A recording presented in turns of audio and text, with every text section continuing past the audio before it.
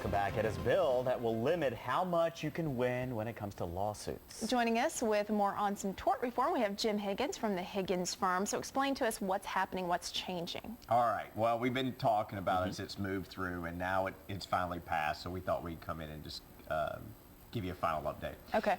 What has happened is the bill that was finalized is there's going to be a limit on non-economic damages. So a wrongful death case or something like that a jury cannot award any more than $750,000. Now, if the person is what they call seriously injured, which would be, a catastrophic type injury, severe burns, they're actually specifically set out in the statute, paraplegic, things like that, then it can go up to $1 million. But then that's it. That's the cap. That's the cap. And you do not agree with this? Well, no, I don't. I mean, we have a catastrophic injury litigation section in our firm that I deal with, and the cases that I deal with are just horrible cases. And, there are cases that I have that are probably a jury may give us less than that, and there are cases that they would give us more.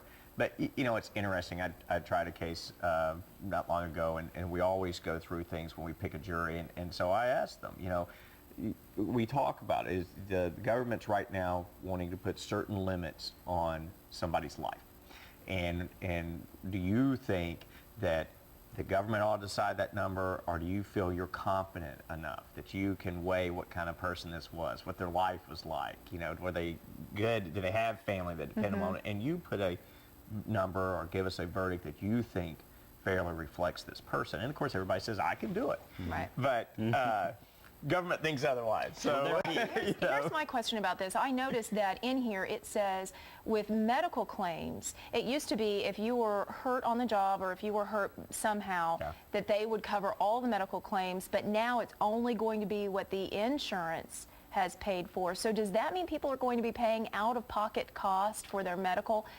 That seems to me like, Jim, that would increase the number of lawsuits. People would feel they have to sue to get the money back that they're paying out of pocket. Yes, and that fortunately was one that was in the earlier bill. Okay. That looks like that the one that's going to governor is going to come out. I think the legislature realized, just as you did, that it wouldn't do anything but hurt people. Right. And just create, you do this to hopefully to avoid litigation, because it's hard. It's just hard on everybody. It's expensive. It's no fun to go through. Families have to relive things.